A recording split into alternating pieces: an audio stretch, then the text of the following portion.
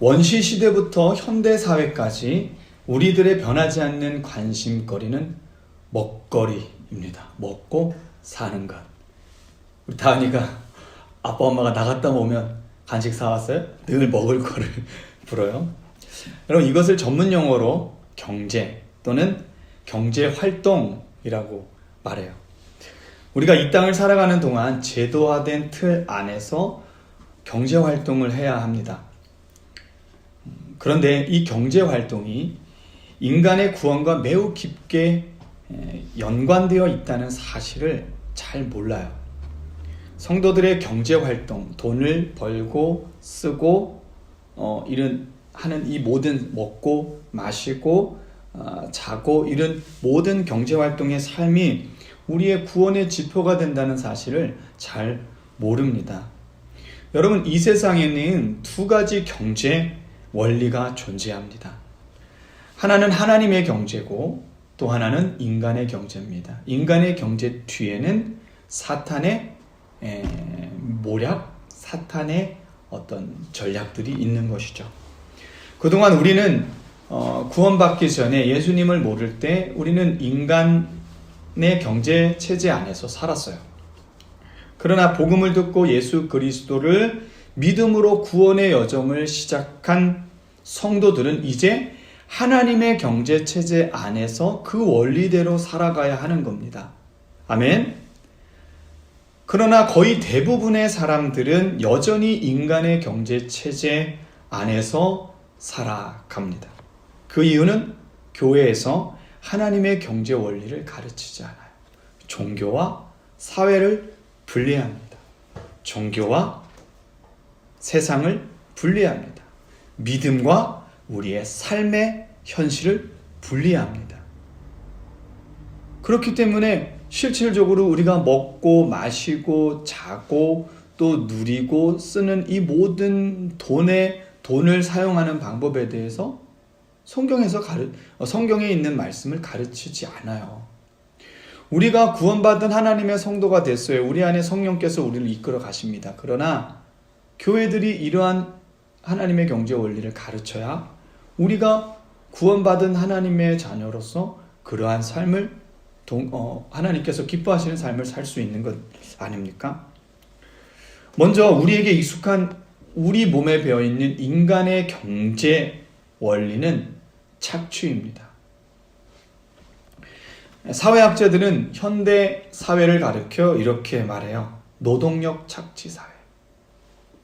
자, 한정되어 있는 공간, 지구라는 공간에서 한정되어 있는 자원을 가지고 한정되어 있는 사람들이 그것을 공동으로 분배해야 됩니다. 사용합니다. 그러다 보면 어떤 일이 일어나요? 한정되어 있으니까 그것을 내가 더 많이 소유하고 싶은 욕심들이 생기는 겁니다. 그래서 그것을 소유하기 위해서 착취를 하는 거예요. 노동력을 착취합니다. 노동력이 착취되는 노동력뿐만이 아니라 그 사람의 시간,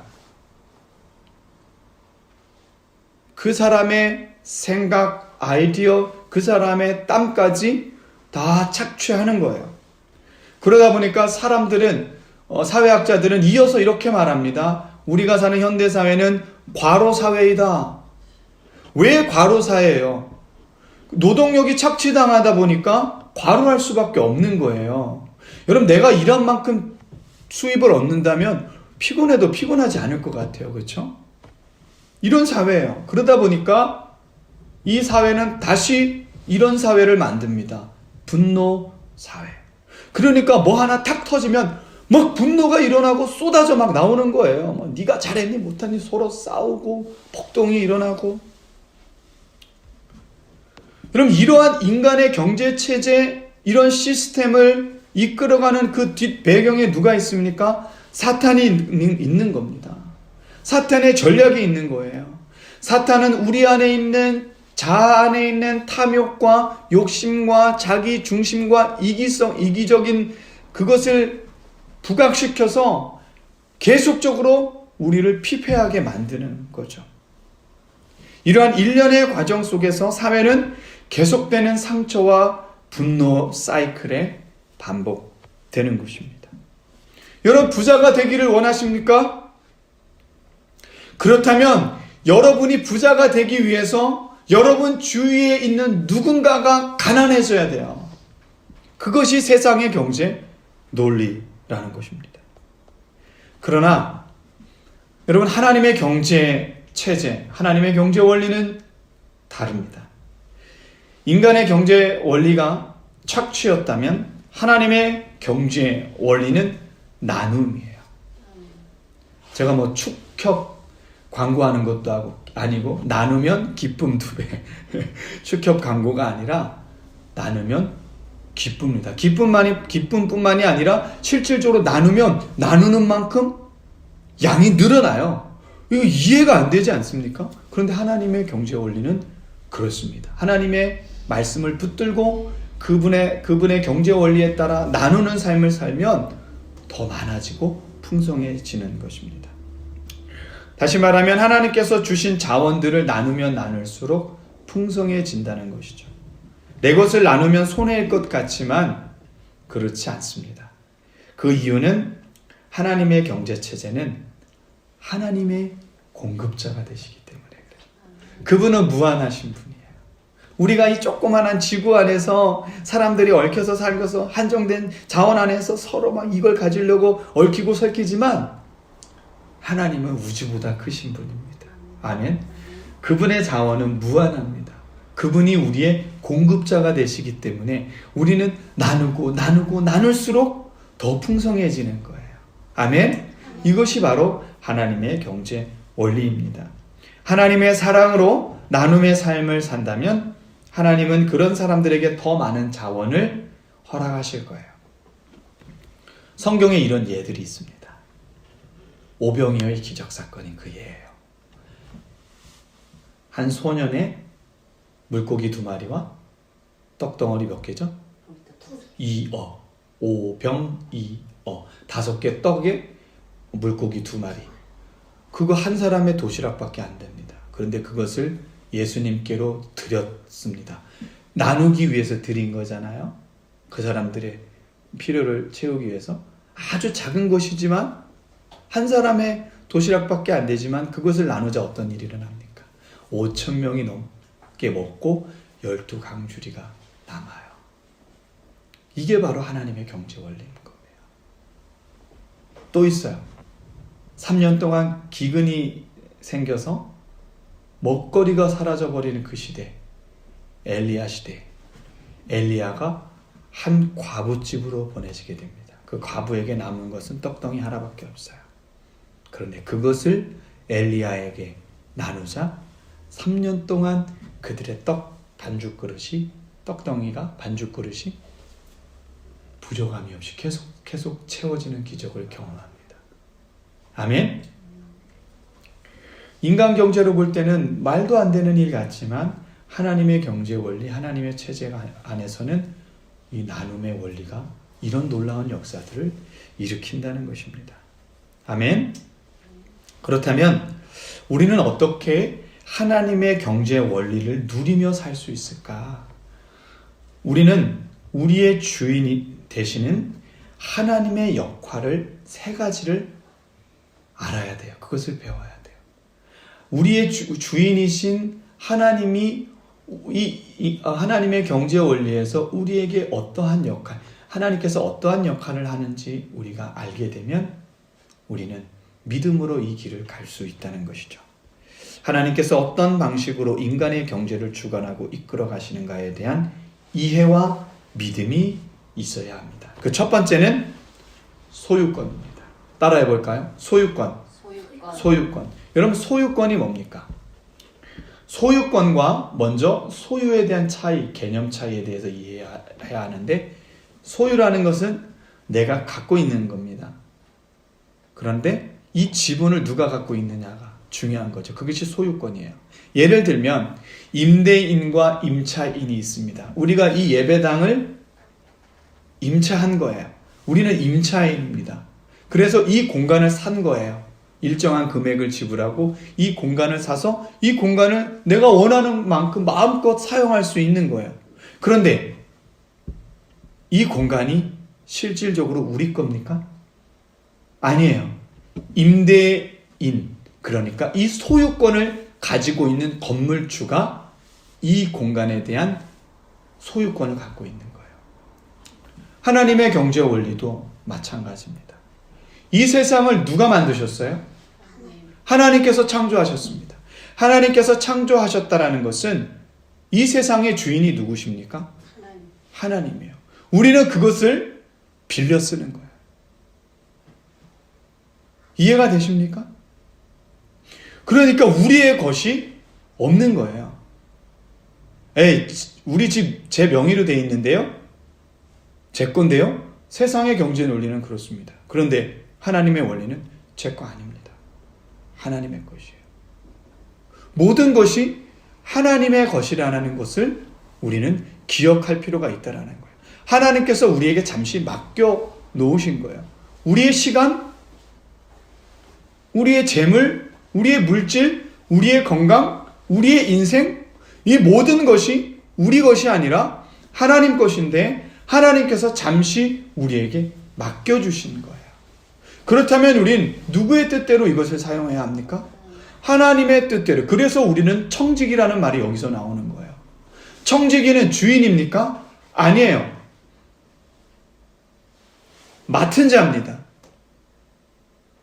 주인에게 어떠한 특정한 부분들을 맡겨줘서 그 맡긴 일을 하는 사람들이에요. 그렇기 때문에 우리는 돈을 우리 함부로 쓸 수 없는 거죠. 여러분 지갑을 열 때마다 여러분 내 돈 쓰듯이 쓰면 안 됩니다.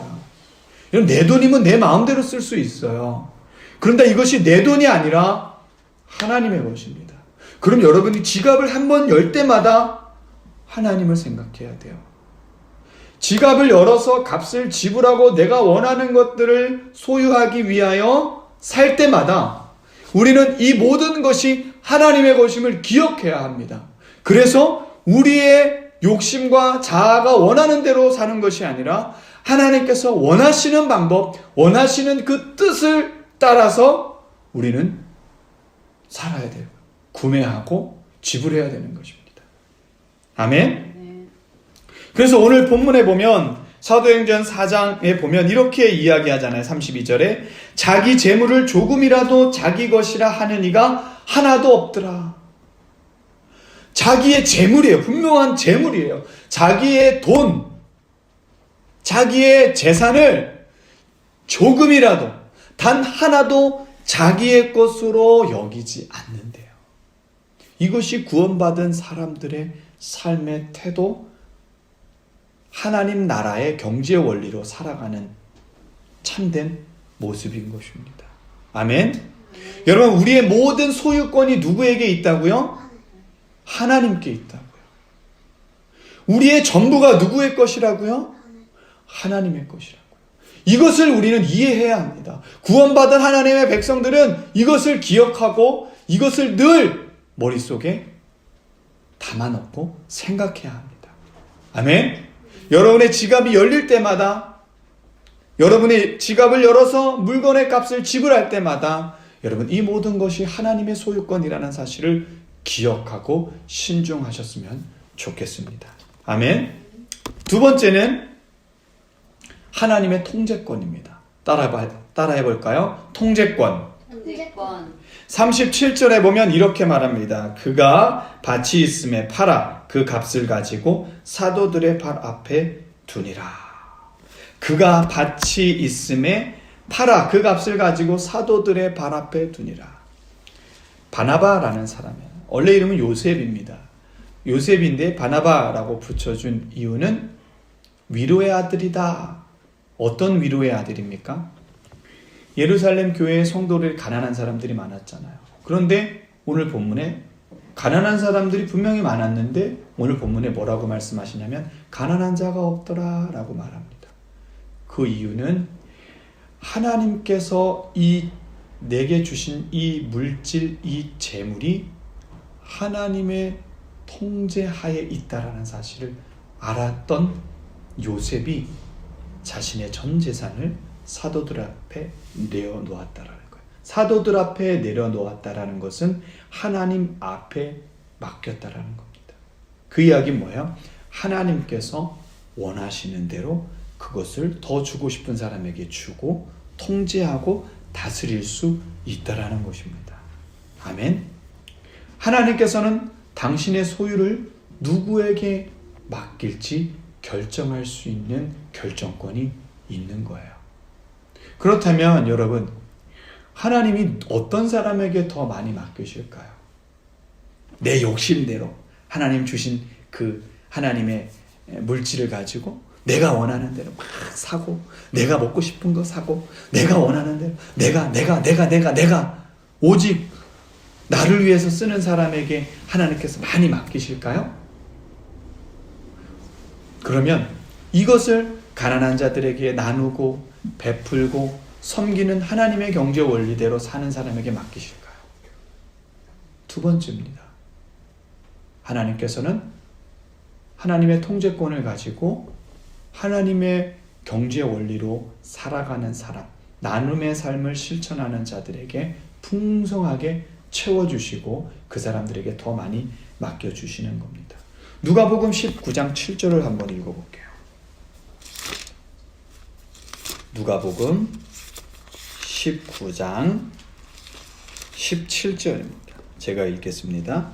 주인이 이르되 잘하였다 착한 종이여 내가 지극히 작은 것에 충성하였으니 10고을 권세를 차지하라 하고. 예수님께서 비유로 말씀하셨는데 어떤 사람에게 10고을의 권세를 주셨어요? 맡기셨어요? 지극히 작은 것에 충성된 자. 100원이라도 10원이라도 내 맘대로 막 쓰는 것이 아니라 그 작은 것까지도 하나님의 뜻을 분별하고 하나님께서 기뻐하는 일에 사용하는 사람, 그렇게 충성된 하나님 앞에 충성된 일꾼에게 하나님은 맡기시는 겁니다. 아멘. 그래서 맡은 자에게 구할 것은 뭡니까? 충성이에요. 우리는 하나님께서 우리에게 건강을 맡기셨어요. 이 건강도 함부로 하면 안 됩니다. 우리의 가족도 하나님께서 맡겨주신 분들이에요. 우리의 시간, 그것도 하나님께서 우리에게 맡겨주신 거예요. 그러니까 그것도 우리가 어떻게 사용해야 됩니까?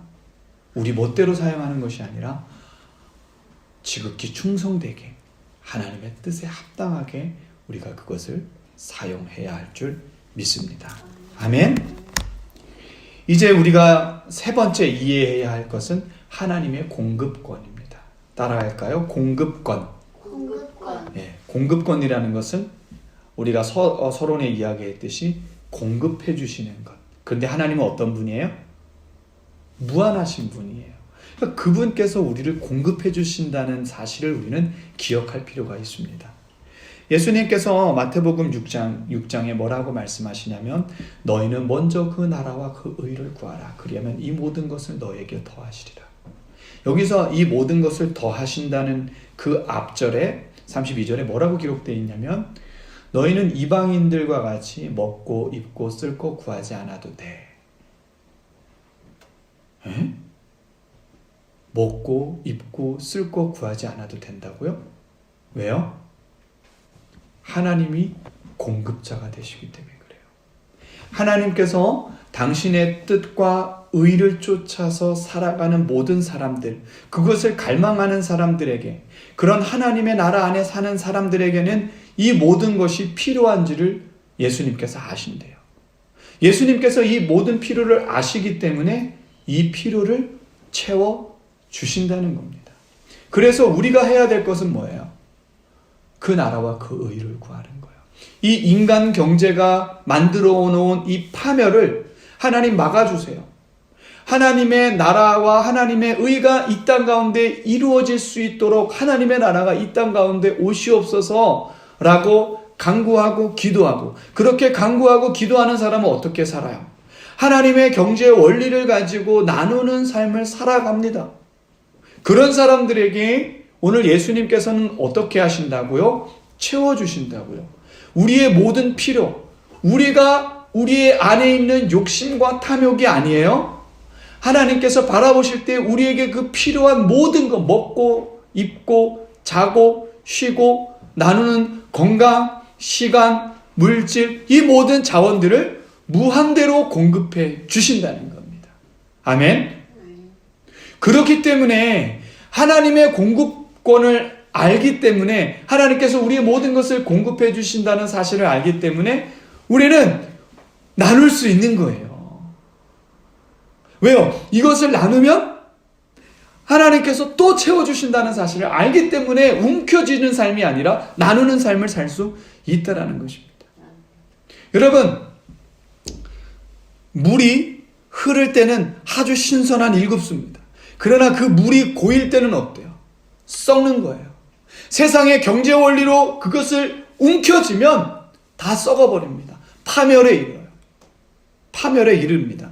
그런데 하나님이 주신 이 모든 것들, 하나님 공급해 주신 이 모든 것들을 나눔을 통해서 샘물이 흐르듯이, 시냇물이 흐르듯이 흘려보내면 우리는 계속해서 하나님의 새로움을 공급받는 겁니다. 아멘.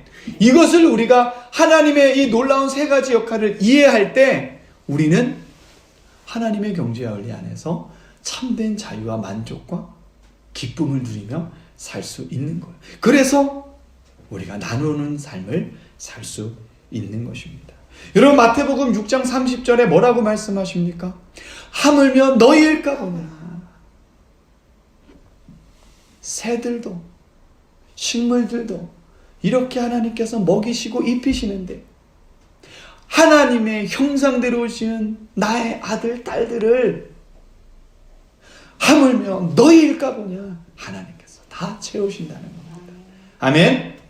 이 믿음이 우리에게 있기를 소망합니다. 아멘. 이제 말씀의 결론을 맺도록 하겠습니다. 여러분, 현대교회는 이분법적 사고로 가득 차 있어요. 종교적인 영역과 사회적인 영역을 분리시킵니다.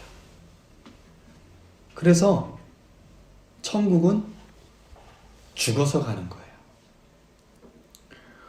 구원의 삶에 책임 없는 이상한 가치로 분리시킵니다. 예배를 삶이 아닌 종교적 규범의 형태로 가두었습니다.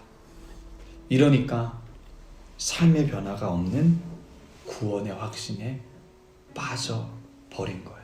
저는 이것을 교리의 늪이라고 부릅니다. 여러분의 삶의 변화가 없는 구원이 어디 있단 말입니까? 거짓말이에요. 교회는 성도들이 어떤 모습으로 변화되어야 하는지 그들의 전 삶의 영역을 가르쳐야 합니다. 이런 것에 무관심하다면 그 교회는 책임을 회피하는 것이죠. 여러분, 삭개오의 변화를 생각해 보십시오. 예수님을 만난 삭개오가 어떻게 변화됐습니까? 자신의 욕심을 위해 남의 것을 착취하는 인간의 경제 논리, 사탄의 전략대로 살았던 그가 자신이 착취했던 것을 배상하겠다고, 나누겠다라고 선언합니다.